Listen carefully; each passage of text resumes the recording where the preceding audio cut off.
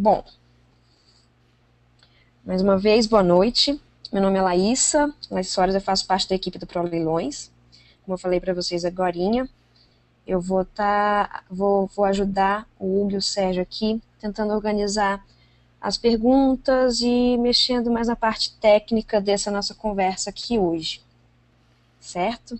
Então, mas antes de começar, eu queria passar uns recadinhos, umas informações úteis para vocês com relação ao ProLeilões e com relação ao webinar. Então, vamos lá.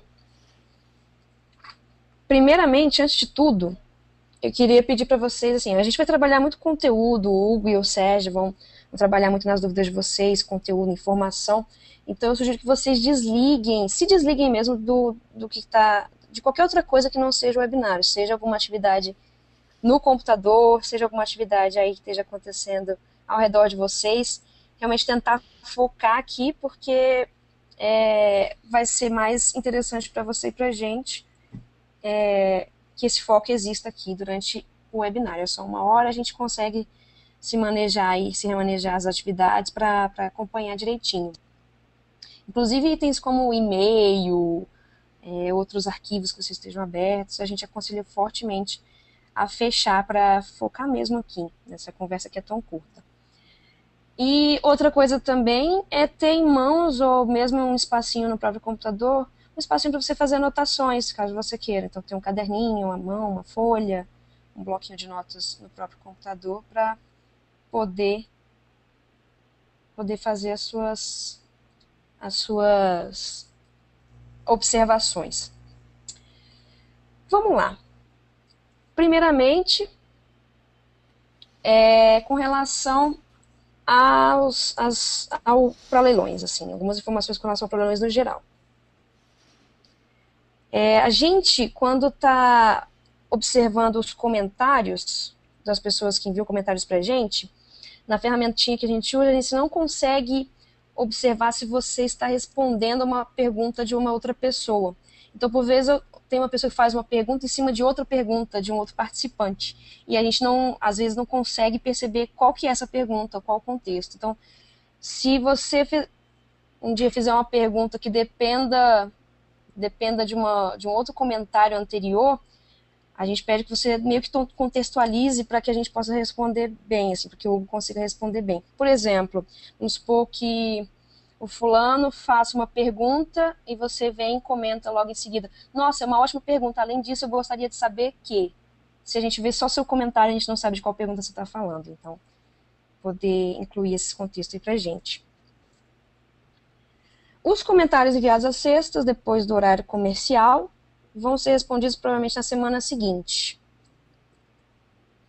Os vídeos do curso em si, dos bônus e qualquer vídeo do ProLeilões serão disponibilizados no final do programa. Então, após o término do programa, todo mundo vai poder fazer o download desse material.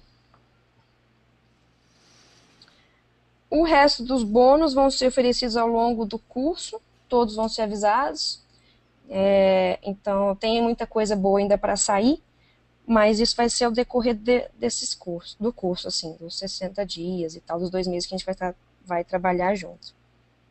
Por exemplo, as entrevistas já estão sendo produzidas, a entrevista com os especialistas, no momento já estão sendo produzidas, e o acesso à base de dados do ProLeilões, né, os 2 meses de acesso, sai ainda essa semana o acesso vai ser disponibilizado para todos os participantes ainda essa semana, então basta ficar atento ao seu e-mail.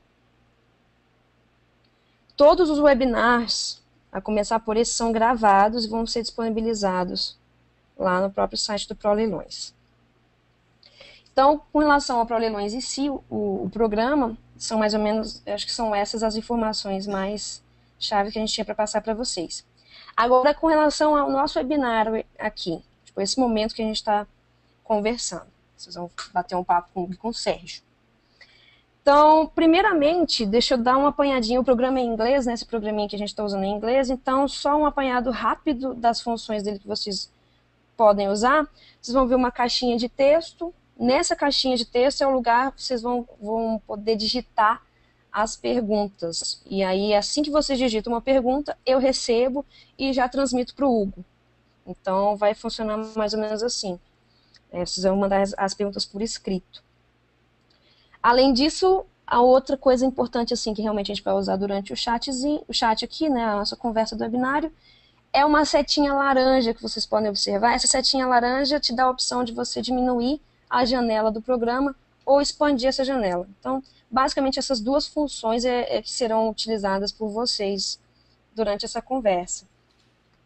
Se por algum motivo você se desconectar da conversa e não conseguir voltar, não conseguir de alguma forma, me manda na mesma hora um e-mail que eu estou acompanhando também meu e-mail em tempo real, então eu posso tentar ajudar aqui em paralelo, enquanto o Hugo e o Sérgio estão desenvolvendo as respostas, e eu vou tentar te ajudar a recuperar aqui o acesso. Não tem problema, é só gritar que eu recorro ali, dou um socorro para vocês. O que mais? Com relação ao conteúdo do webinário mesmo, eu vou pedir para vocês evitarem perguntas de suporte, por exemplo, perguntas que tenham a ver com o funcionamento do site. Eu não consegui acessar esse vídeo. Aonde está localizado este bônus? Então, são perguntas de suporte, né, de parte técnica. Essas perguntas, por favor, manda para o e-mail suporte.coaching@problemões.com, que lá vai ser muito mais facilmente respondido, e a gente usa esse tempo aqui para realmente conteúdo sobre leilões de imóveis. E um outro ponto que eu queria ressaltar para vocês é que eu tenho certeza que há muitas dúvidas de vários assuntos, mas nesse webinário a gente vai tentar se manter nos tópicos dos módulos 1 e 2, para vocês lembrarem um pouquinho quais são as perguntas que a gente vai dar preferência nesse webinário. São as perguntas que têm a ver com mentalidade de investidor, conceitos e termos, então aquelas palavrinhas e expressões que estão ali envolvidas na área de leilões de imóveis, as regras dos leilões judiciais, extrajudiciais, concorrência pública e venda direta. Então, curtamente falando, né, foram mais ou menos esses tópicos que o ProLeilões abordou no primeiro e no segundo módulo. Então, é a isso que a gente vai se ater. Uma coisinha. Dependendo do volume de perguntas, pode não dar tempo de responder todas. E aí o que eu peço é que vocês não levem isso para o lado pessoal, não é nada pessoal, é só uma questão de tempo. A gente combinou que o webinário vai ter 1 hora, pode até ser que a gente estenda um pouquinho, mas pouquíssima coisa, em respeito justamente aos participantes. Então, se não der tempo para responder a tua pergunta, não se sinta ofendida, basta enviar por comentário que a gente vai dar um jeito de responder essa pergunta em escrito, não tem problema. Só não deixa a dúvida ficar para trás. Certo. Tendo dado esses recadinhos mais de funcionamento, vou passar a palavra para vocês para o Hugo Rocha. Para quem não conhece muito o Hugo Rocha, ele é cofundador do ProLeilões e ele vai conduzir essa sessão de perguntas e respostas. Ele mora em Brasília, vem trazendo as informações e ferramentas interessantes para o mundo dos leilões de imóveis, né? Material, informação muito relevante para essa área, para essa nova rede de pessoas interessadas que por muito não conseguiam achar esse tipo de conteúdo disponível de uma forma tão fácil quanto ele vem tentando trazer, o ProLeilões vem tentando trazer. E aí, vou passar a palavra para ele e ele mesmo apresenta para vocês quem é o Sérgio Bastos. Bom, aproveitem o webinário. Uma boa noite, vamos aqui. Eu estou aqui colhendo as perguntas de vocês. Some aí, Hugo. Bom, boa noite para todo mundo. Muito obrigado, Laísa. Antes de mais nada, eu queria agradecer a presença de vocês. Eu queria agradecer o tempo que vocês estão despendendo para estar aqui nesse webinário com a gente, conversando com a gente. Eu espero poder entregar a maior quantidade de valor possível para que realmente faça valer o tempo que você está aqui investindo nesse evento com a gente. Que é como eu costumo falar, eu acho que o tempo é uma das coisas mais preciosas que a gente tem. Então, mais uma vez, muito obrigado à presença de todo mundo. Agora eu queria apresentar também e agradecer a presença do Sérgio, de ter arrumado aí um tempinho na agenda dele, que é bem corrida, para estar aqui com a gente. Ele vai estar interagindo comigo, eu e o Sérgio, a gente vai responder as perguntas que vocês forem mandando. Eu tenho aqui umas perguntas que eu selecionei ao longo do curso, que foram perguntas muito interessantes, eu também vou responder essas perguntas. E eu queria, então, mais uma vez, agradecer a presença do Sérgio aqui com a gente. Para quem não sabe, o Sérgio foi a pessoa que apresentou esse mundo dos leilões de imóveis para mim e para o meu irmão. E por causa disso eu sou eternamente grato a ele. O Sérgio, ele é formado em Direito pela Universidade Federal de Goiás, pós-graduado em Direito Tributário pelo Instituto Goiano de Direito Tributário, atua no ramo de Direito Imobiliário, Tributário e Administrativo. Ele iniciou sua carreira profissional prestando serviços jurídicos para instituições financeiras que atuam como agente fiduciário, como a Mutual Apetrim, a Apemate e a Província de Crédito Imobiliário S.A. Desde o ano 2000, ele já acompanhou mais de 1.500 leilões. Ele foi ganhador da primeira edição do prêmio Top Imobiliário no quesito de melhor solução jurídica em matéria tributária no ano de 2003, no estado de Goiás. E atualmente ele presta serviços advocatícios para a Caixa Econômica Federal, desde o ano de 2005, em Goiás e no Distrito Federal. E em 2009 ele foi nomeado juiz arbitral da 6ª Corte de Conciliação e Arbitragem pela Federação das Indústrias do Estado de Goiás.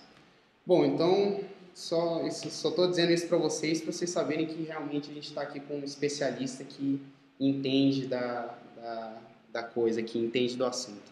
Então, Sérgio, muito obrigado aí pela sua presença. Obrigado, Hugo. Obrigado, Laísa. Nem eu sabia que meu currículo estava dessa forma já, bem colocado, mais do que eu esperava. Uma boa noite a todos e eu espero tirar as dúvidas e espero que vocês saiam satisfeitos aqui com essa conversa. Bom, então eu vou começar respondendo as perguntas. Eu quero dizer que já quero te dar autorização, Sérgio, se eu estiver respondendo uma pergunta, se você tiver um ponto a mais que você queira colocar, além do que eu estou falando para aquela pergunta, você pode ficar totalmente à vontade para poder fazer isso. Bom, então vamos lá. Você faça o mesmo nas minhas perguntas também. Pode deixar. Bom, pessoal, então vamos lá. Eu vou começar aqui por uma pergunta muito interessante que me enviaram, que foi o seguinte: Hugo, você falou nos seus vídeos sobre ganhos de R$100 mil e até superiores numa única aquisição ou arrematação. Eu devo arrematar se o lucro for só de 40 mil ou 50 mil reais? Essa é uma pergunta muito interessante. Primeiramente, 40 mil ou 50 mil reais não é, pelo menos na minha opinião, não é um só, não. No primeiro módulo, eu enfatizei bastante a importância de você ter uma meta e de você saber os caminhos que você tem para aquela meta. Então, isso é muito importante para essa pessoa que me fez essa pergunta. Eu devo desprezar uma arrematação que vai me dar 50 mil reais de lucro? Eu acho que, claro que não. Ter 50 mil de lucro num imóvel que tem um valor de mercado de 100 mil reais é um lucro simplesmente fantástico.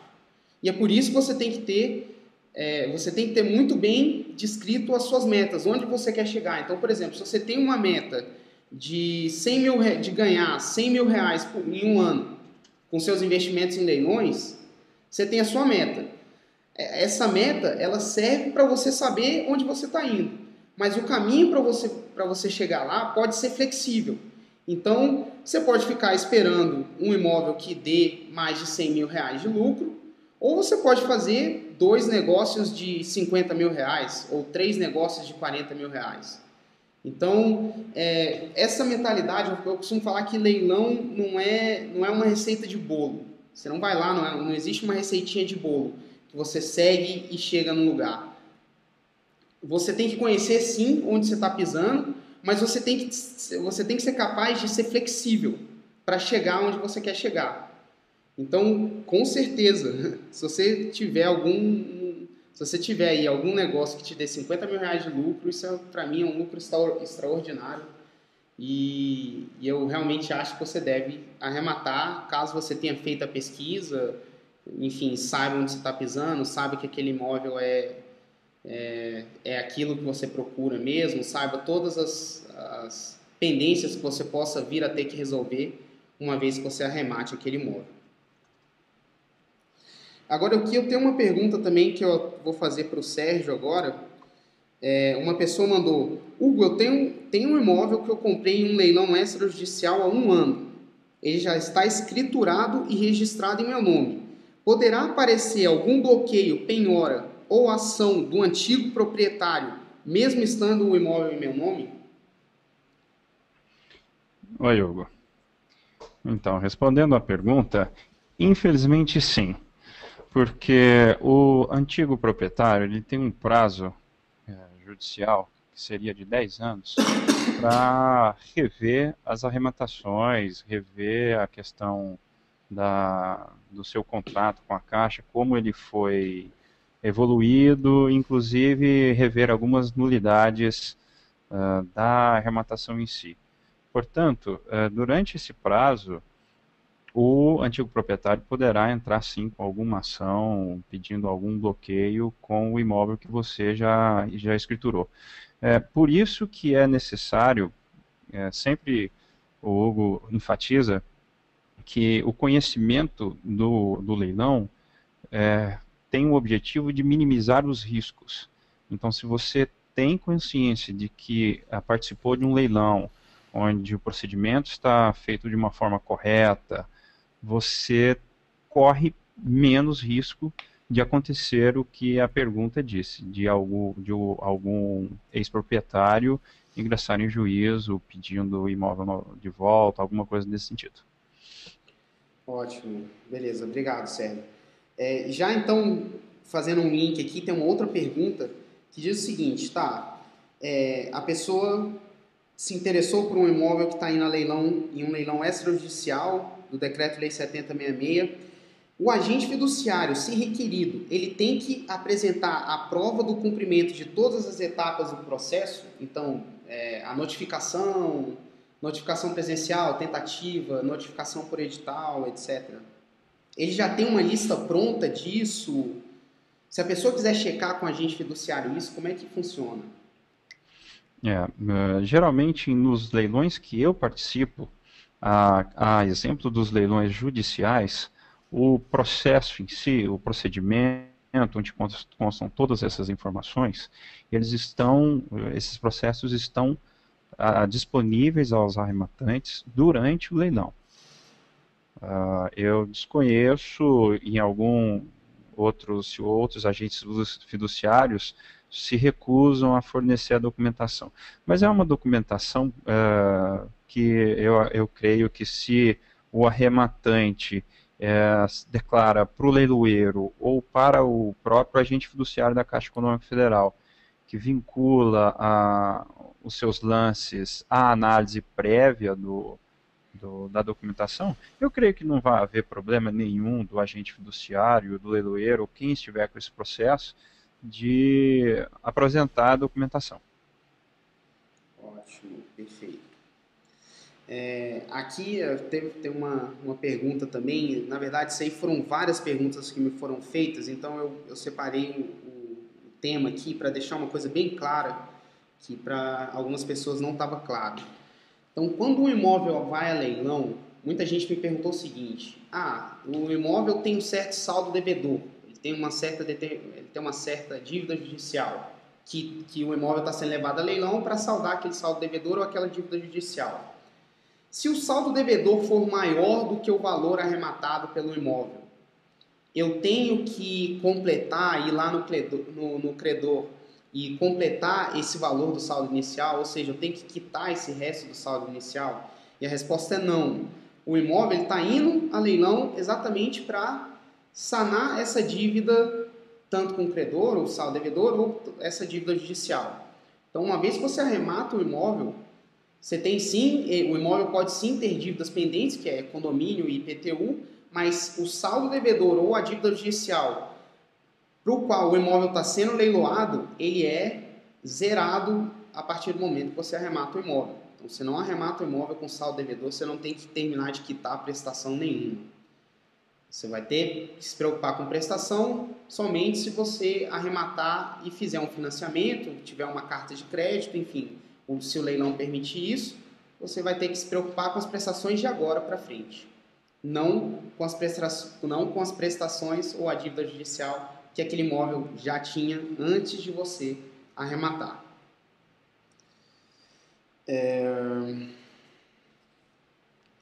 Agora, uma pergunta para você, Sérgio. Com relação à adjudicação, ou seja, quando o credor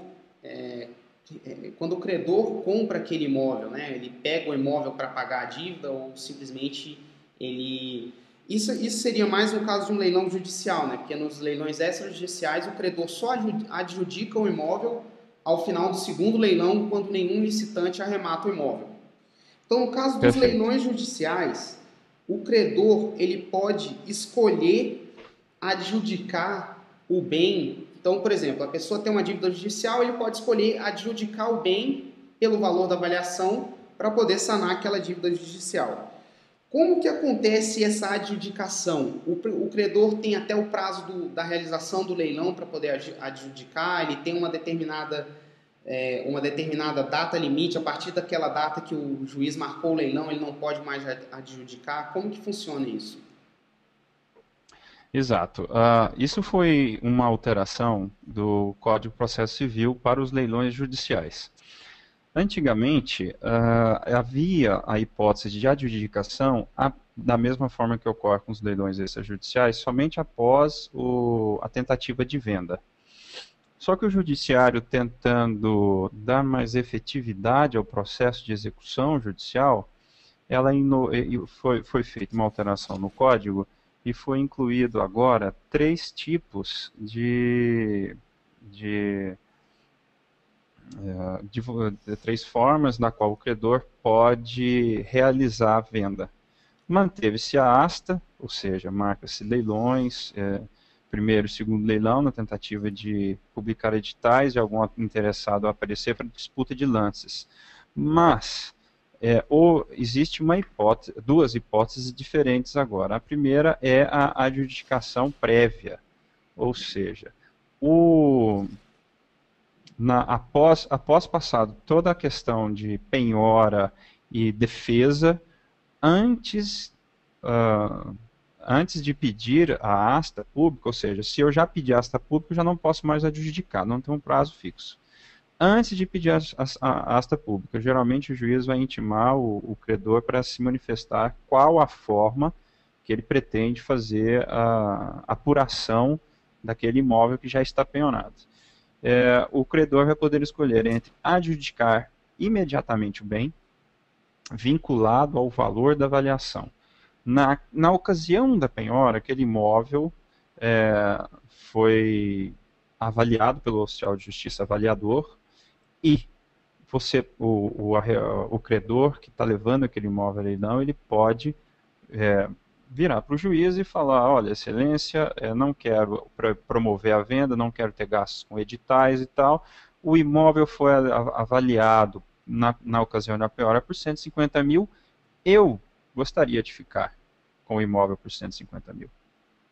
Então, basta isso, basta a declaração, o juiz já adjudica, já expede uma carta de adjudicação em favor do credor, e o credor usa o crédito que ele possui para efetuar esse pagamento. Se a dívida dele for de 150 mil, quitou e encerrou. Se a dívida dele for de 180, ele ainda pode continuar buscar outros bens para fazer face os 30 mil restantes. E se a dívida dele for de 100 mil, ele deposita os 50 e adjudica aquele valor do imóvel, sempre respeitado o valor da avaliação. E uma segunda forma alternativa à asta pública é a venda através de corretor. O juiz fixa um prazo e nomeia um corretor de imóveis. Aqui o Tribunal de Justiça tem um convênio com o Secov, em Goiás. Geralmente os tribunais de justiça pelo país fazem esses convênios com sindicatos de corretores de imóveis e marca o valor mínimo para a venda e autoriza que esse corretor procure vendedores, procure compradores no prazo aí de 30 a 60 dias. Então essas duas formas são alternativas na execução judicial para que o credor possa apurar aquele imóvel penhorado. Entendi. Mas assim, o cancelamento do leilão, ou seja, o mutuário, a pessoa que está perdendo o imóvel, ela tem até a data, até a realização do leilão para poder purgar a dívida ou tentar embargar o leilão, né? Sim, complementando. Essa escolha pela forma de arrematação é exclusiva do credor. O devedor não tem opinião nenhuma. O direito do devedor é de purgar a mora até a data da expedição da carta de adjudicação. Quem faz a escolha pela forma que o Código de Processo Civil determinou, se vai ser por corretagem, se vai ser por adjudicação direta e prévia, ou se vai ser por asta pública, essa escolha é do credor. Entendi. É porque eu recebi aqui algumas perguntas com relação ao pessoal falar, eu me interessei por um imóvel, cheguei no dia do leilão, o imóvel não foi retirado da lista. Aí é só para deixar bem claro muito provavelmente, exato, muito provavelmente que houve o pagamento por parte do devedor, ou o devedor conseguiu uma liminar na justiça suspendendo o leilão. Por algum motivo. Ótimo. Eu tenho uma pergunta aqui. A pessoa falou: Hugo, eu sou casado com uma funcionária da Caixa Econômica e, segundo eu fiquei sabendo, eu não posso fazer negócios com a Caixa. Haveria uma forma de eu fazer uma arrematação de um leilão da Caixa? Eu acho muito complicado. Realmente encaixa nos impedimentos. Você, como pessoa física, realmente não tem como burlar um impedimento legal, não. A não ser que você se divorcie, se separe e extinga esse vínculo matrimonial, aí sim. Entendi. Então, funcionário ou cônjuge de funcionário da Caixa não pode... e que fique claro, não pode participar dos leilões da Caixa. Todos os outros leilões, a pessoa é totalmente livre para participar e arrematar quantos imóveis ela quiser arrematar. Eu tenho aqui uma dúvida que a pessoa mandou. Muitas vezes ele vê escrito no edital área não averbada, averbação da construção por conta do comprador. O que isso significa, Sérgio? O que significa essa averbação? Os editais, quanto mais completos, melhores. Quer dizer que você possa conhecer a fundo a situação legal do imóvel junto ao cartório de registro de imóveis. O que é a carência de averbação de área construída? Porque muitas vezes você comparece no leilão e existe a descrição do imóvel, no qual consta uma casa com 48 metros quadrados de área construída. Mas no cartório de registro de imóveis, essa construção não foi averbada. Existe um custo para que essa construção conste junto à matrícula do imóvel. Então, esse edital tão somente está dizendo para quem arrematar que esses custos, com a averbação da área construída do imóvel no cartório de registro de imóveis, deverá ser arcado pelo arrematante. Eu vejo essa informação no edital tão somente isso. Não quer dizer que você tem que construir ou que não há construção. A construção que existe é aquela que, por exemplo, você visitou o imóvel e viu uma construção de 120 metros quadrados. No cartório, digamos que tem só esses 48. O restante, aquele barracão do fundo, tem que ser averbado. E o edital fala, esses custos de averbação da área construída que não está averbado, esses custos correrão por conta do atual ou do então proprietário que arrematar. Ótimo, perfeitamente. Por isso eu estou deixando muito claro no próximo módulo que está para vir, que vai sair essa semana também. A pesquisa, 90% do trabalho, 90% do que você faz que vai garantir seu sucesso, vai te garantir uma boa arrematação, vai acontecer antes do leilão. Então é imprescindível que, se você tem alguma coisa se você tem um imóvel que você achou interessante, que você visite o imóvel, que você cheque todas as pendências que aquele imóvel pode ter. Mas eu não vou entrar em detalhe nisso, porque isso é um assunto do próximo módulo. Então, eu estou aqui com uma pergunta que acabaram de enviar agora para o Sérgio. A pergunta é o seguinte: se a execução de um imóvel é contra um espólio do falecido, qual a consequência para quem adquire ou arremata? A pessoa passa a ser um dos coproprietários junto com os herdeiros do falecido?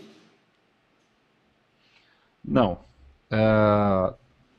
As pessoas físicas e jurídicas, quando tem alguma dívida, elas sofrem a execução e o patrimônio encontrado vai ser utilizado para quitar a dívida.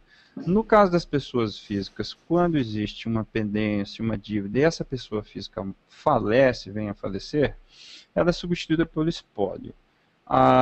O espólio significa que a pessoa que faleceu possui ativos e passivos.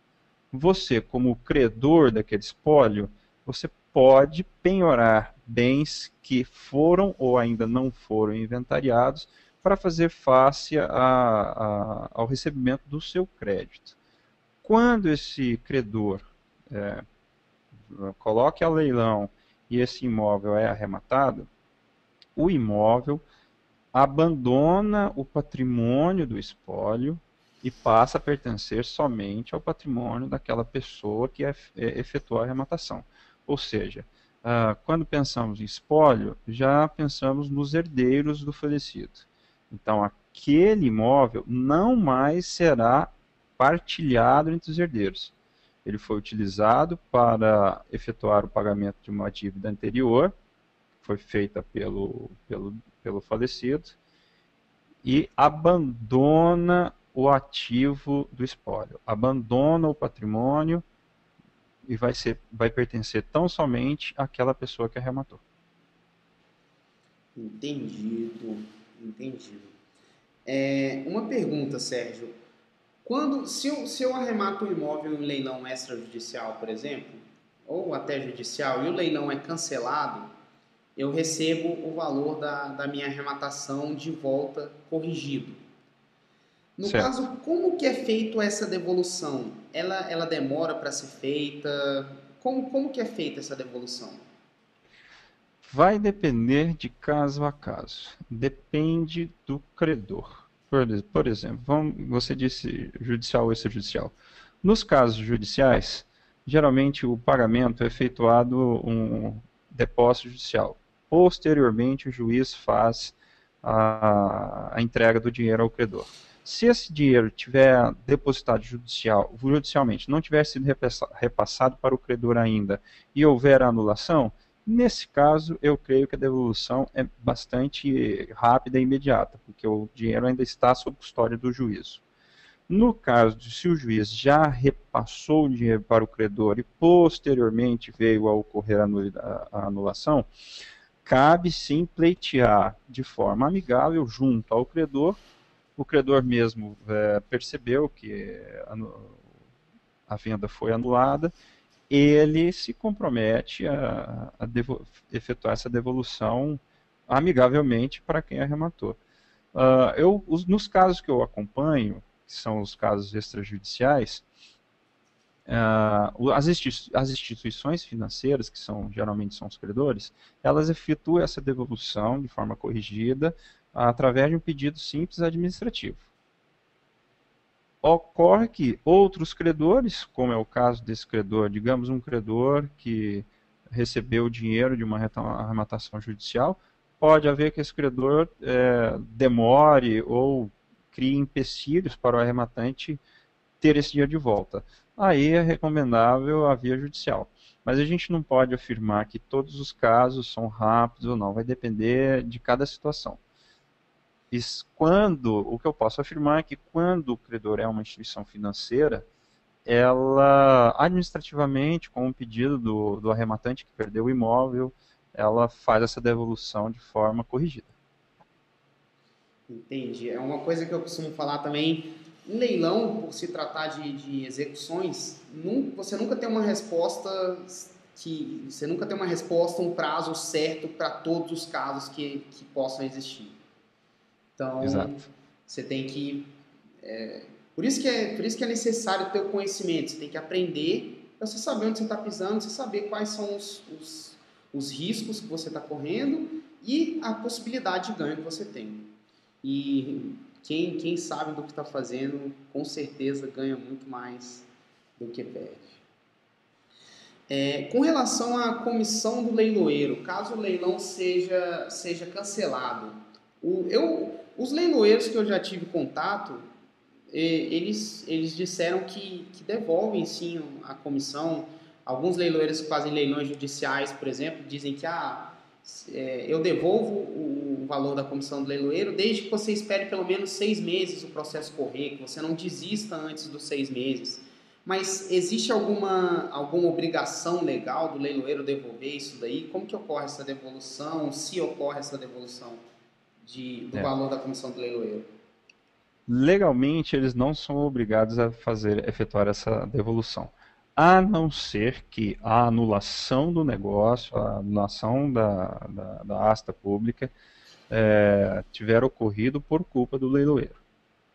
Então, legalmente, eles não têm essa obrigação de efetuar a devolução. Entretanto, como o leiloeiro também depende dos arrematantes e é criada uma relação de confiança entre eles, é uma liberalidade que o leiloeiro assume por razões de mercado. Mas legalmente ele não tem essa obrigação de devolver a comissão do leiloeiro, mesmo porque ela tem caráter alimentício e de certa forma ele está recebendo pelo trabalho que ele desempenhou. Então, legalmente ele não tem essa obrigação. Tem essa obrigação se a anulação do leilão tiver ocorrido por culpa da atuação do leiloeiro. Aí sim. Aí, na minha opinião, ele é obrigado a devolver a sua comissão do leiloeiro, porque deu causa à anulação. Fora isso, ele não é obrigado legalmente. Mas, por uma questão de relacionamento com os arrematantes e questão de mercado, ele pode ter a liberalidade de decidir devolver a comissão nesse ou naquela ocasião. Entendido. Tem uma pergunta aqui também. Boa noite, Sérgio. Existem ações de emissão de posse nas quais tem pessoas que não podem ser removidas do imóvel? Como, por exemplo, pessoas idosas, mães solteiras com crianças? E qual que é o tempo máximo dessa ação? A ação de emissão de posse, como todos já sabem, logo a partir do registro da carta de arrematação, o arrematante, para colocar o imóvel à venda, de preferência desocupado, nos leilões, inclusive, da Caixa Econômica, é a obrigação do arrematante efetuar a desocupação. Quando se protocola a emissão de posse, a lei não faz nenhuma diferença entre o ocupante. O fato do ocupante ser velho, ser idoso, ser gestante ou haver crianças menores na ocupação do imóvel não lhes dá um prazo maior ou uma tolerância maior. O que eu vejo ocorrer no judiciário é que um juiz, um magistrado que possui o contato direto com o processo, ele fica sensível a esse fato. Então, por liberalidade do juiz, vocês podem ver que ele concede um prazo maior, estende o prazo, estende um pouco a defesa da pessoa ocupante, mas, digamos, é uma liberalidade do juiz que ficou sensível à causa e concede um prazo maior, ou alguma coisa nesse sentido. Mas a lei em si não dá direito diferenciado dependendo da natureza do ocupante. Então, quer dizer, o juiz pode dar um prazo maior, mas um dia, se a pessoa não anular um leilão, ela tem que sair do imóvel, né? Exato. Perfeito, perfeito. Eu tenho aqui uma outra pergunta, com relação à concorrência pública. Então, a pessoa, participei de uma concorrência pública da Caixa, da qual hoje ocorreu a abertura dos envelopes. A minha proposta foi a segunda maior. Você sabe se no caso do primeiro colocado ter problemas de pagamento ou documentação, o imóvel vai a uma nova concorrência pública ou eu posso ser chamado de ganhador daquela concorrência pública? Se eu não me engano, eles chamam o segundo colocado. Por exemplo, se o primeiro colocado no certame, ele não efetuar o pagamento, porque vocês fazem um pagamento, uma caução, e depois complementam o valor. Se ele ou não efetuar o complemento do valor, ou for utilizada uma carta de crédito que não foi aprovada, eles convocam o segundo colocado. Porque na administração pública, nessas vendas de concorrência, eles têm um princípio de aproveitar ao máximo os atos administrativos. Então, é interesse da administração pública, que já abriu uma concorrência pública, ir chamando o primeiro, o segundo, o terceiro colocado até efetuar essa venda. Então, não é dispendioso para a administração pública marcar um outro leilão ou uma outra concorrência pública, já tendo a classificação, primeiro, segundo, terceiro, quarto, numa proposta para um imóvel. Por experiência também, eu já acompanhei várias e várias concorrências públicas e sempre foi assim também. Então, eles chamam o primeiro, se o primeiro tem algum problema, eles chamam o segundo e assim por diante até que não sobre mais nenhuma proposta válida para aquele imóvel em específico. E aí já linkando uma outra pergunta, em leilões extrajudiciais, quando o imóvel não é arrematado por nenhum licitante, ele é adjudicado pelo credor. Nos leilões judiciais, caso o imóvel não seja arrematado nem em primeiro nem em segundo leilão, o que acontece com esse imóvel? Ele vai a um outro leilão? Sim. Quando o credor, digamos nessa hipótese, digamos que o credor não tem interesse de adjudicar, correto? Porque Sim. ele poderia ter adjudicado previamente. Ele não tem interesse de ficar com o imóvel. Então, ele quer marcar as datas da asta pública para que algum terceiro interessado faça a arrematação e ele apure o dinheiro dessa venda. Passados os dois leilões, o juiz vai intimar o credor, comunicando da praça negativa. Cabe ao credor decidir se ele tem interesse de marcar nova praça ou desistir da penhora sobre o imóvel e tentar buscar outros bens do devedor que sejam bens mais fáceis de vender, alguma coisa desse sentido. Eu já acompanhei vários casos em que os lotes penhorados pelo credor, o credor não tinha interesse de ficar com os lotes, porque era numa outra cidade, e foram feitos primeiro e segundo leilões dos imóveis por 3 vezes, sem nenhum interessado. Nesse caso, o credor simplesmente desistiu da penhora e foi tentar vasculhar outros bens do devedor para continuar no processo de execução. Entendido. Aqui tem uma pergunta: qual é o critério ou índice utilizado para correção e devolução do valor pago por um imóvel arrematado em leilão que foi anulado? Vai depender... Sim, pode responder. Desculpa. Vai depender de instituição, no caso de instituição financeira, vai depender de banco para banco. Eu posso falar da Caixa Econômica que ela usa, se eu não me engano, ela usa o INPC. Pura e simplesmente o INPC, que é a correção monetária da moeda normal. Entendi. Agora, pode ser que o Banco Bradesco utilize utilize o IPCA, alguma coisa assim.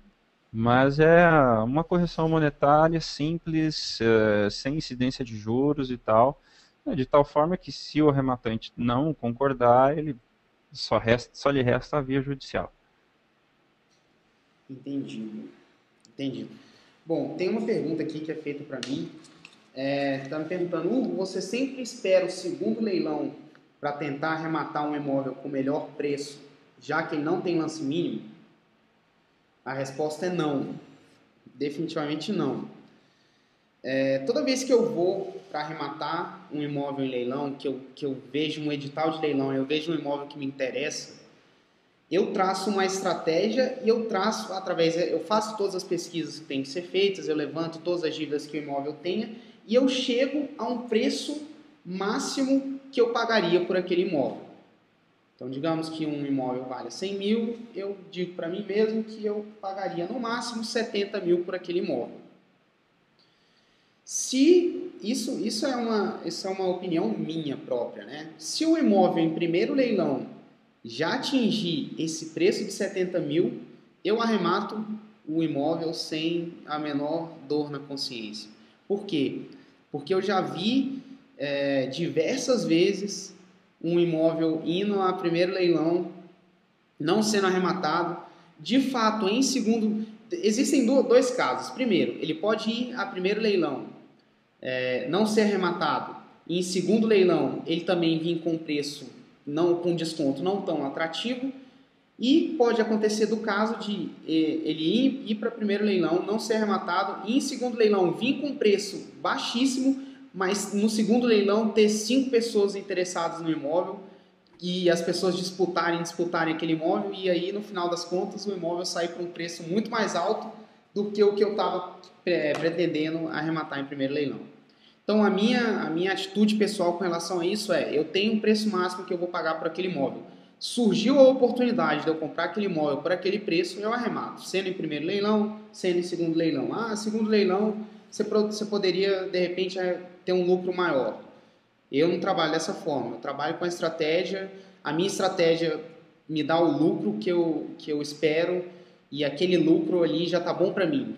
Claro, se eu conseguir um lucro maior, ótimo, mas eu não costumo deixar imóveis para serem arrematados em segundo leilão, não. Eu gostaria de complementar, Hugo. Por favor. Isso, eu já participei de casos assim que o arrematante prefere já fazer o lance no primeiro leilão e evitar a disputa de lances do segundo. 90% dos arrematantes prestam mais atenção no segundo leilão e esquecem do primeiro. E o primeiro tem essa peculiaridade. Muitas vezes você não vai arrematá-lo com o deságio esperado no segundo, mas você afasta a concorrência de lances do segundo. Então, concordo com o Hugo que se você tem uma planilha de gastos e o primeiro leilão que tem o preço fixo, mínimo, já te traz um lucro satisfatório, evite a concorrência dos lances. Já vi casos que no primeiro leilão o imóvel poderia ter sido arrematado a 100, foi a segundo leilão, em razão da disputa de lance, ele foi arrematado a 150. Exatamente. Por isso que é o que eu falo, esse módulo, eu passei um módulo inteiro só falando disso. Tenha uma estratégia, tenha um preço pré-definido para aquele imóvel que você tem interesse. Acompanhe os dois leilões. E acompanhe os dois leilões. Não despreze o primeiro leilão. O segundo leilão tem um potencial maior, mas é o que todo mundo vê. Então, você pode, uma vez que você acompanha o primeiro leilão, você pode aproveitar uma oportunidade que muita gente não aproveitaria. Tem uma pergunta aqui, Sérgio, há a possibilidade de verificar as pendências jurídicas via internet? Algumas pendências, sim. A maioria dos tribunais hoje do Brasil estão informatizados. Então, dependendo da localização do imóvel, da localização de onde está realizando o leilão, você pode sim colher algumas informações pela internet. Não posso dizer se serão completas ou não, vai depender de como a pessoa interprete essas informações que estão ou não disponíveis na internet. Entendi. E eu acho também que, se for um leilão judicial, depende do fórum, né, que está promovendo aquele leilão. Tem fóruns que disponibilizam as informações de uma forma mais fácil na internet, tem fóruns que você tem que ir lá para ir lá e verificar. Então, não existe uma lei que diga que os fóruns têm que publicar essas coisas na internet. Então, o melhor é que você faça o que você tiver que fazer para verificar essas pendências jurídicas, para você saber exatamente o que você está rematando. Correto. Tem uma pergunta aqui. Sérgio, caso o dono antigo abra um processo, no caso uma ação, querendo cancelar o leilão, o imóvel vai ficar bloqueado ou eu posso passar o imóvel para frente e, enfim, vender o imóvel? Essa pergunta é muito interessante. Acontece muito no judiciário. Ocorre o seguinte: quando o ex-proprietário move uma ação para reaver o imóvel, geralmente ele solicita ao juiz que seja efetuado o bloqueio do imóvel no cartório de registro de imóveis, para que esse imóvel não seja negociado até que a pendência seja definitivamente solucionada na justiça. Muitas vezes, o ex-proprietário que perdeu o imóvel não consegue essa determinação judicial de bloqueio. Então, teoricamente, se eu arrematei o imóvel, o juiz não bloqueou o meu imóvel mesmo havendo uma ação, eu estou livre para negociar o imóvel no mercado. Entretanto, você pode ser surpreendido com uma decisão desfavorável no judiciário. Se o judiciário realmente anular a arrematação, existe no direito, principalmente quando se fala em direito imobiliário e registro imobiliário, existem as cadeias de compra e venda, né, que ficam todas registradas no imóvel, lá no cartório, e quando você anula uma negociação, as outras posteriores também caem. É chamado até de frutos da árvore podre. Se a árvore está podre, logicamente os frutos também estarão. Então você pode sim efetuar a venda, por quê? Porque não havia nenhuma medida judicial que o impedisse. Mas, digamos que você efetuou essa venda, colocou esse imóvel no mercado, esse imóvel foi vendido 1, 2, 3, e lá na raiz aquele juiz anulou o negócio, cada comprador terá uma ação de regresso contra o seu vendedor até chegar em você. Então, essa questão já está realmente pacificada no direito brasileiro, que aquela venda anulada no cartório de registro de imóveis, aquela venda registrada lá, as demais vendas caem. Por isso que eu recomendo resolver a questão primeiro, para depois colocar esse imóvel no mercado. E a pessoa que vai comprar também é obrigada a saber desse risco. Já vi negócios sendo feitos, às vezes por um preço até mais baixo, em virtude do risco.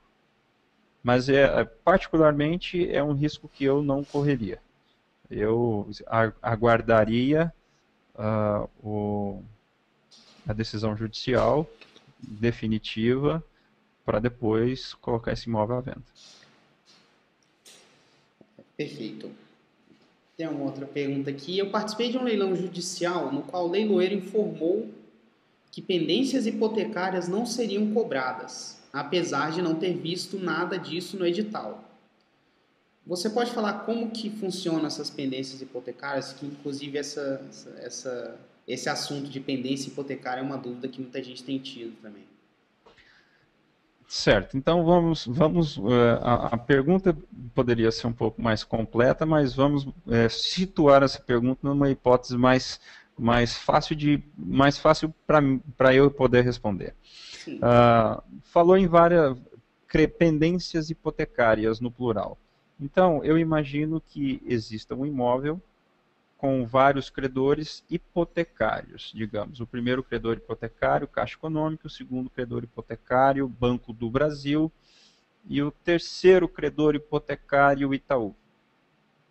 Digamos que o Itaú, que é o terceiro credor hipotecário, lançou mão da execução para excutir, ou seja, executar a sua hipoteca em terceiro grau e marcou a realização desse leilão que o nosso colega fez a pergunta.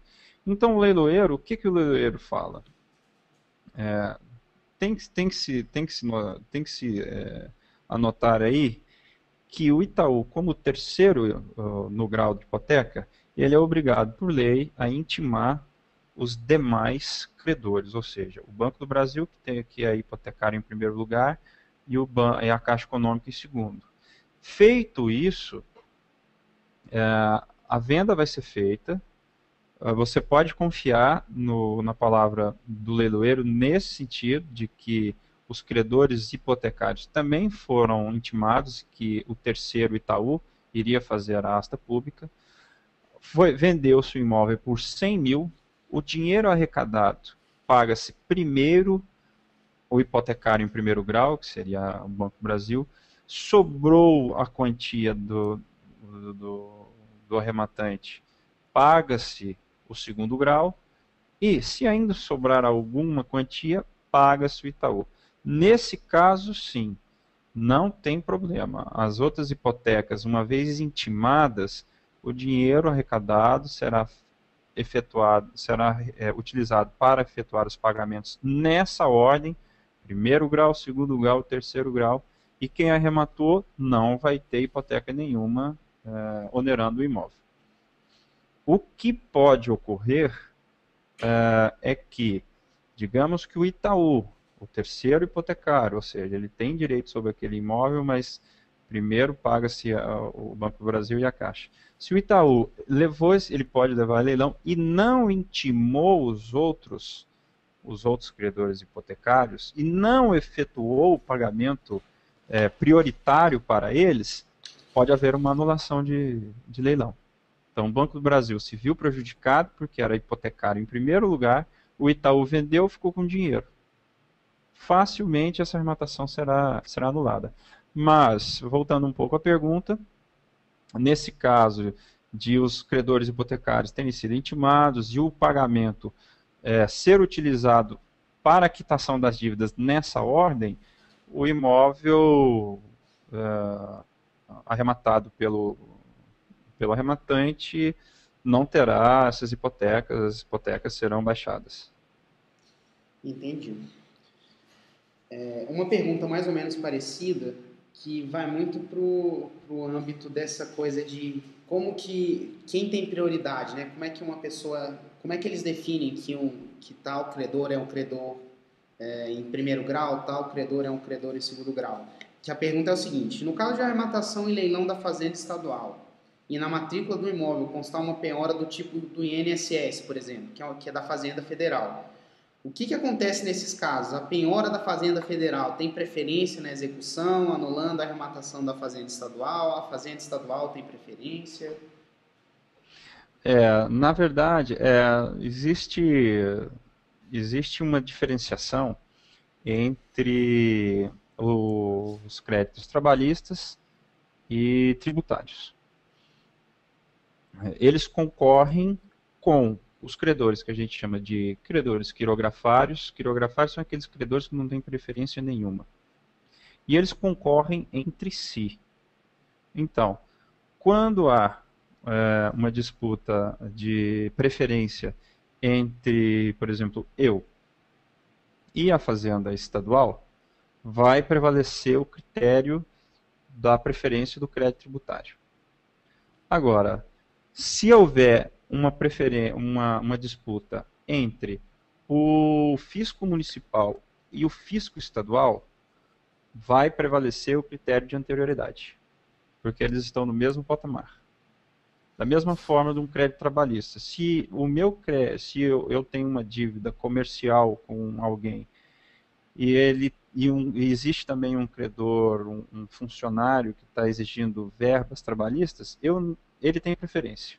Se houver algum resultado posterior, se tiver alguma sobra daquela arrematação, vai me pagar que eu sou o quirografário, ou seja, credor sem preferência nenhuma. Agora, entre dois credores da mesma natureza, que tenham o mesmo grau de preferência, corre pelo critério da anterioridade. Ótimo. Aquele que conseguiu penhorar primeiro e levar a asta primeiro. Ótimo. Uma pergunta aqui agora com relação à forma de pagamento. Muita gente tem essa dúvida também. Então, a pessoa pergunta se ele pode pagar um leilão através de uma carta de crédito de consórcio. Se, em caso afirmativo, eu sei que isso vai depender do leilão. Tem leilão que aceita, tem leilão que não aceita. No leilão da Caixa, por exemplo, você pode pagar se a carta de crédito for da própria Caixa. Você não pode ir com uma carta de crédito do Banco do Brasil, por exemplo. Mas se você fizer a arrematação e pagar e tiver uma carta de crédito com valor superior ao valor da arrematação que você está fazendo ali agora, como é que fica esse montante que restou na carta de crédito? Bom, quando você procura a Caixa Econômica em busca de uma carta de crédito para ser utilizada em leilão, eu recomendo que você pleiteie a quantia que a maior quantia que você puder se habilitar. Por quê? Porque no leilão você tem a disputa de lances, né? E pode ser que você precise dar um lance um pouco maior do que você estava preparado. Digamos um exemplo fático, você se interessa por um imóvel que você acha que a arrematação dele vai ficar em 100 mil. Pleiteie junto à Caixa, você pode pleitear junto à Caixa uma carta de crédito de até 200 mil. Porque a carta de crédito só vai se transformar num financiamento após a definição do valor do lance. Então, complementando o exemplo, se eu comparecer ao leilão com uma carta de 200 mil reais para aquisição do imóvel e eu der um lance de 180, quando o agente fiduciário devolver a documentação para a agência que emitiu a carta de crédito, o gerente da agência vai fazer uma adequação. Então, a carta de crédito seria um limite ao qual você pode chegar no leilão. Ele vai, então, finalizar o financiamento de 180 mil, você vai ter umas prestações mais baratas do que você imaginou. Mas é sempre bom ter essa segurança. Eu já acompanhei leilões em que um arrematante compareceu com uma carta de crédito de 650 mil, mas arrematou um imóvel por 400. Então, não há essa obrigatoriedade de utilizar toda a carta de crédito exatamente igual à carta de crédito. E o exemplo pode ser ao contrário também. Na hipótese de eu comparecer no leilão com uma carta de crédito de 600 mil reais e o lance for de 650, eu posso complementar esses 50 mil em dinheiro. Ou seja, a gente não está distrito ao valor da carta de crédito, não. A carta de crédito simplesmente significa informar o agente fiduciário e o leiloeiro que eu possuo um crédito junto ao banco até o limite de X. Mais que isso, devo complementar em dinheiro. Menos que isso, o banco vai fazer o acerto e liberar o valor inferior. Bacana, bacana. Uma outra pergunta aqui. No caso de um arremate de 110 mil, cujo motivo do leilão é a quitação de 48 mil reais de condomínios atrasados, então sobraram para o proprietário 62 mil. Posso pedir ao juiz para incluir 13 mil de IPTU, que também estava atrasado, pois já estava parcelado junto à prefeitura, e que está no edital como responsabilidade do arrematante, como também somente pagar o valor que sobra após a desocupação? Então, acho que o cara arrematou, pagou 110 mil para um imóvel para quitar uma dívida de 48 mil. E o imóvel tem 13 mil de IPTU, que está atrasado. Ele pode pedir para o juiz incluir esses 13 mil nos 110 mil que ele pagou pelo imóvel? Sim, eu pediria. Qual que é digamos, a justificativa jurídica para isso? Você quitou o imposto de responsabilidade do antigo proprietário. Só que, apesar de tudo, o atual proprietário herda essas dívidas de qualquer forma.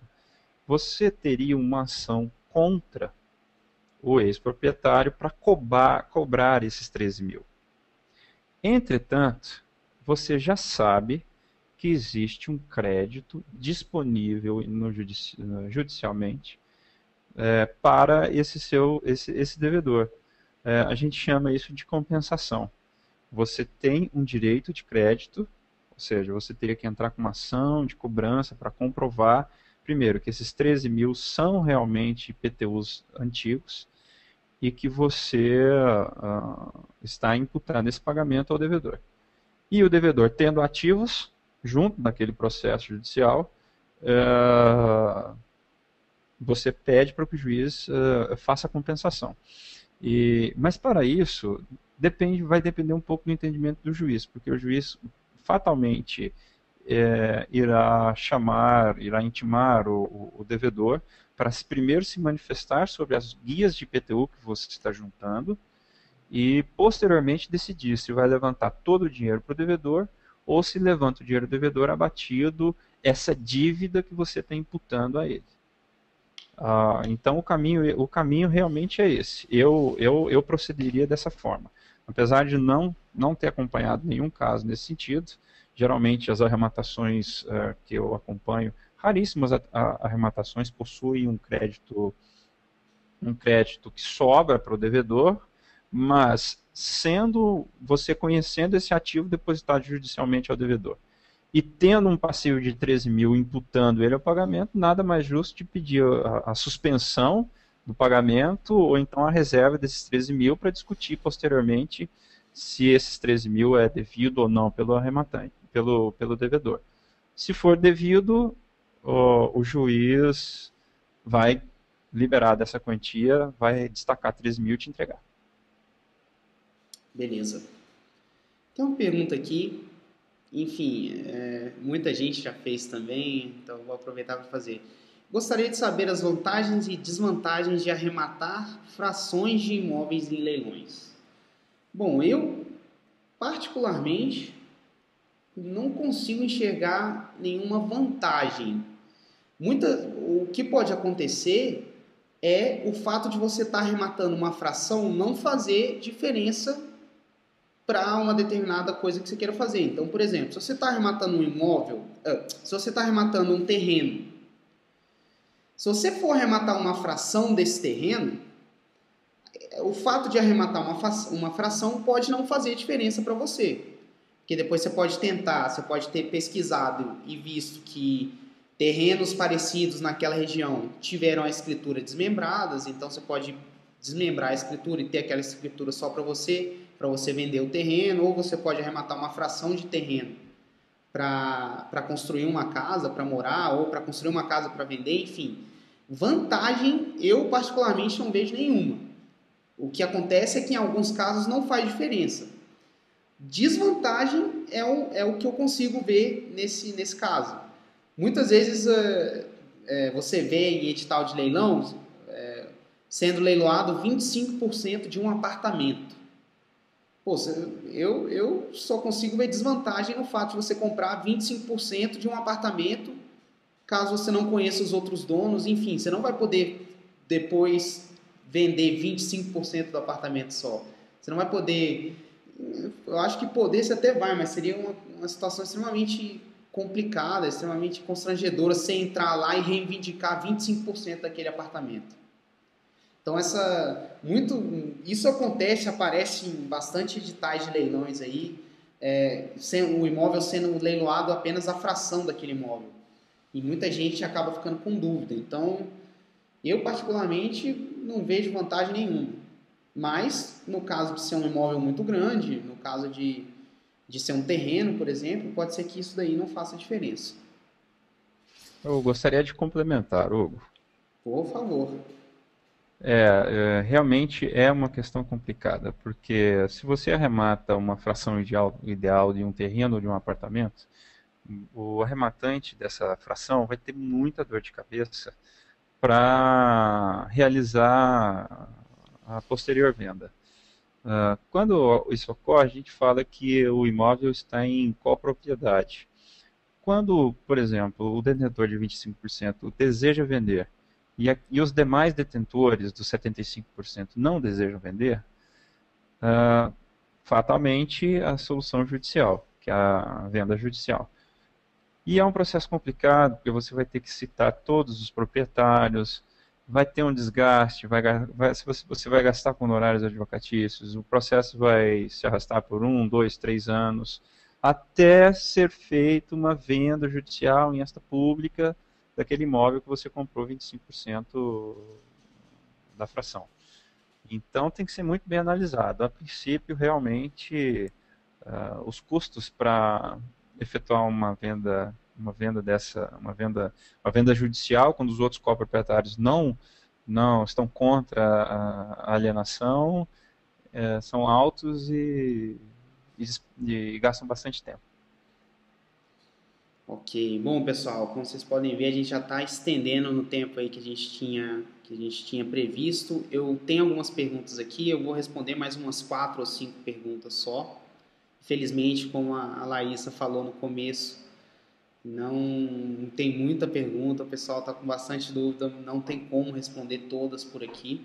Mas, se a sua pergunta não for respondida, envia por e-mail, envia por comentário para a gente e que a gente vai fazer o possível para sanar todas as dúvidas que vocês tenham.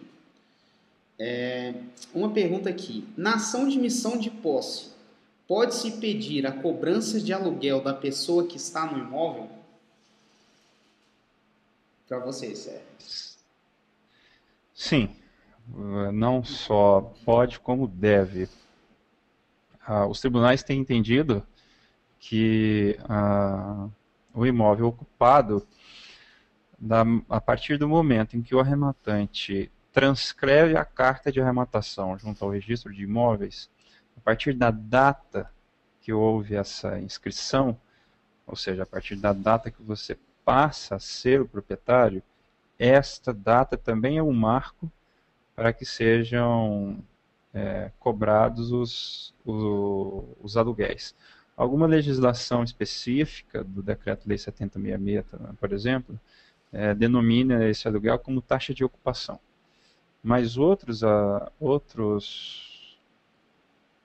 casos, como os leilões judiciais, todos os ocupantes devem arcar com o pagamento de uma quantia pela ocupação do imóvel, pode ser chamado de aluguel, pode ser chamar taxa de ocupação, a partir daquela data do registro da sua carta.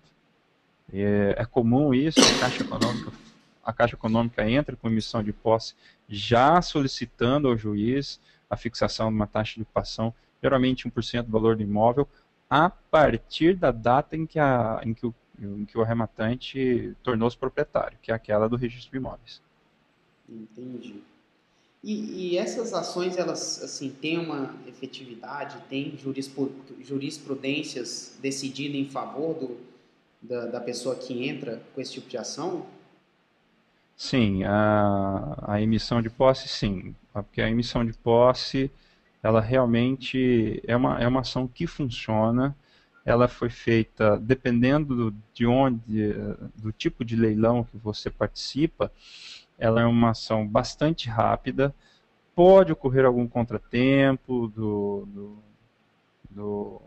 multuário levantar alguma questão ou se antecipar e conseguir uma antecipação de tutela para que ele seja mantido no imóvel, mas a grosso modo é uma ação que tem surtido bons resultados, não só para a Caixa Econômica, mas para os arrematantes, principalmente dos arrematantes do Decreto-Lei 7066. Legal. Tem aqui mais uma pergunta. Uma vez eu fui num leilão de um terreno, mas quando eu fui visitar o local, eu verifiquei que havia uma casa construída, uma casa ótima, por sinal. No registro imóvel constava apenas o terreno, ou seja, a casa não tinha habites.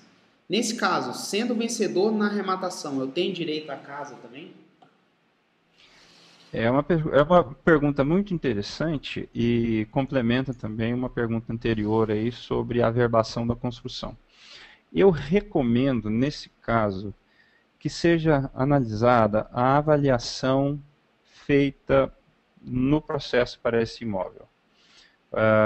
Vamos situar então novamente.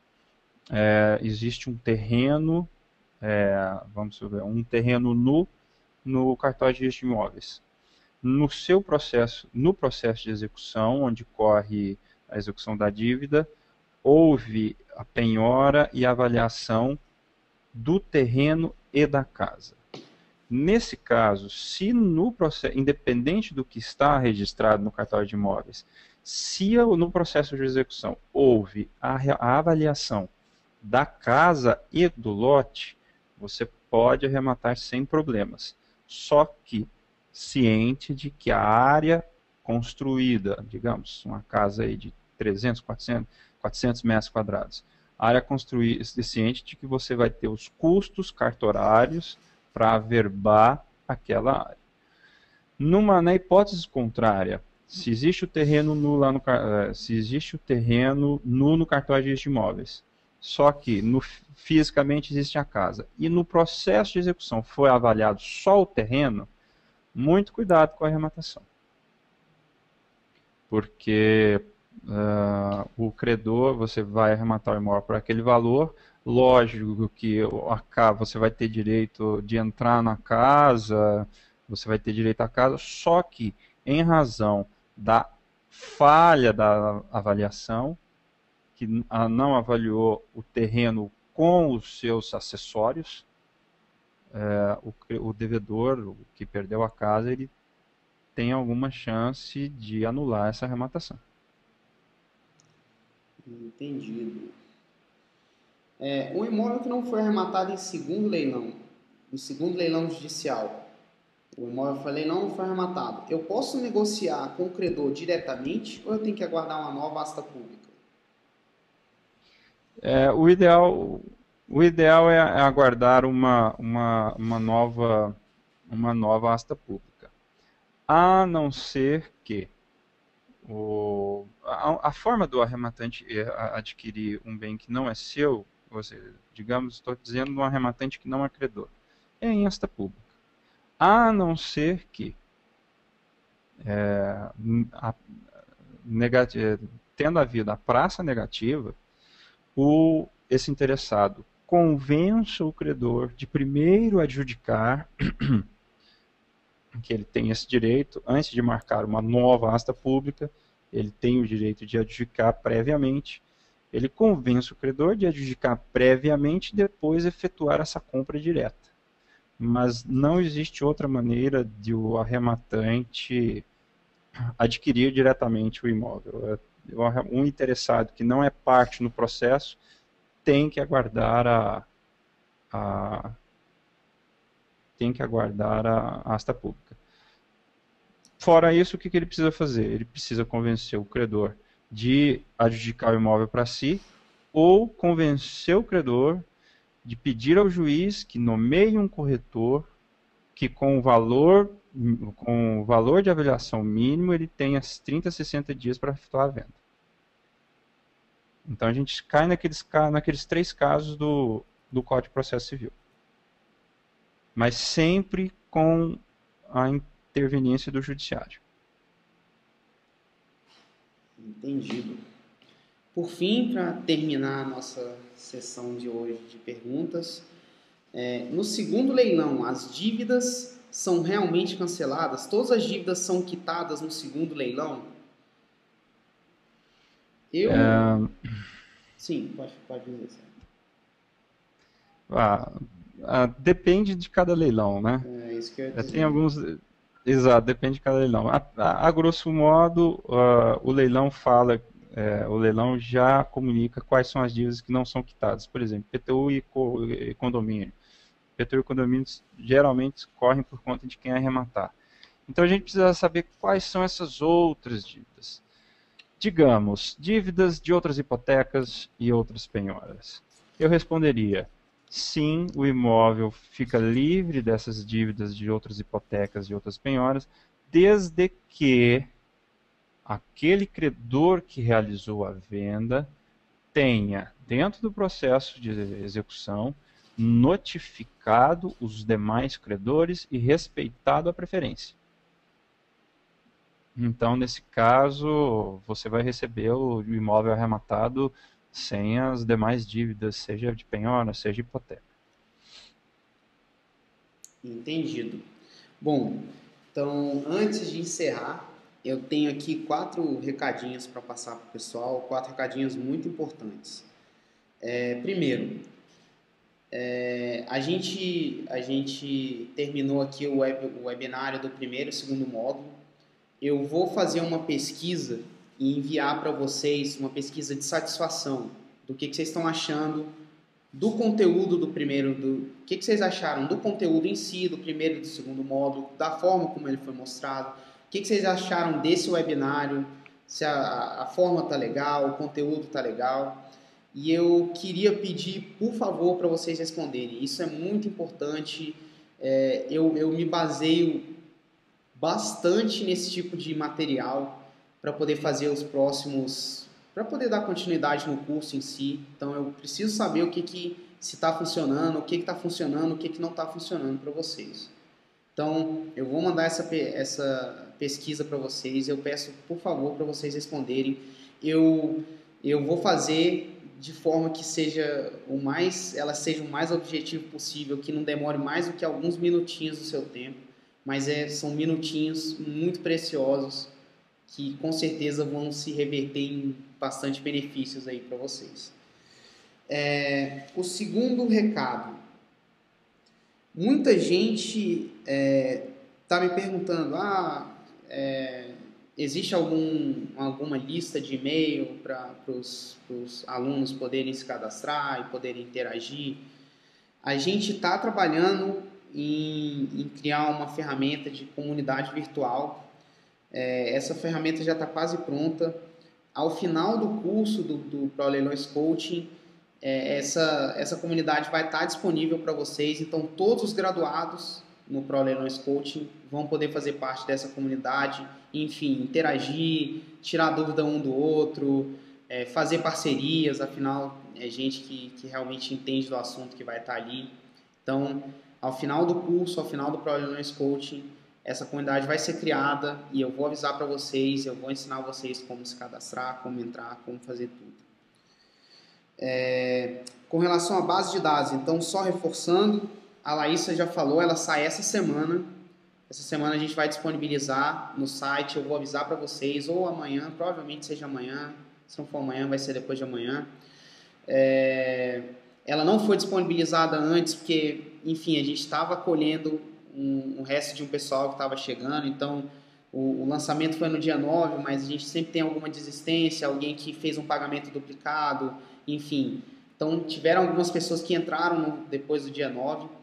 Essa foi uma das razões. A segunda razão é que esses 2 módulos são módulos teóricos, mas são muito importantes que você tenha uma base.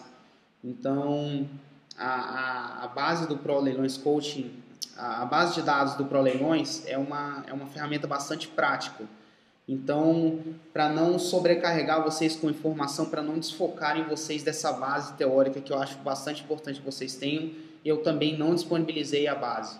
Mas agora vocês já têm essa base teórica e eu vou disponibilizar essa base de dados para vocês nessa semana. Outro recado, muita gente aqui está pedindo o contato do Sérgio, quer conversar com o Sérgio, quer contratar os serviços do Sérgio, quer saber se ele conhece alguém para poder indicar. Então, aqui agora não é o momento para isso. Quem tiver interesse em entrar em contato com o Sérgio, manda um e-mail para o suporte e com o título lá, contato com o Sérgio, eu vou repassar todo mundo para ele, que ele tem uma agenda muito apertada, então, na medida do possível, ele deve entrar em contato com vocês e, enfim, sanar alguma dúvida ou se disponibilizar para fornecer os serviços dele para vocês. Por fim, eu queria também, de certa forma, pedir desculpa, porque essa ferramenta de webinar ela é toda em inglês. Infelizmente, eu não encontrei nenhuma solução brasileira que provesse esse serviço com a qualidade que essa ferramenta provê. Então, infelizmente, eu ainda tenho que recorrer às ferramentas estrangeiras. Mas eu espero que vocês tenham conseguido entrar, que não tenha sido difícil. Para os próximos webinários, a gente vai continuar usando essa ferramenta. Então, se vocês tiverem alguma dúvida com relação ao acesso da ferramenta, entre em contato com a gente. Não, por favor, não deixe passar isso. É muito importante a presença de cada um de vocês aqui no webinar. Bom, então esse aí foi o nosso primeiro webinário com relação às dúvidas dos módulos 1 e 2 do ProLeilões Coaching. Eu queria agradecer novamente a presença de vocês que ficaram aqui até o final com a gente.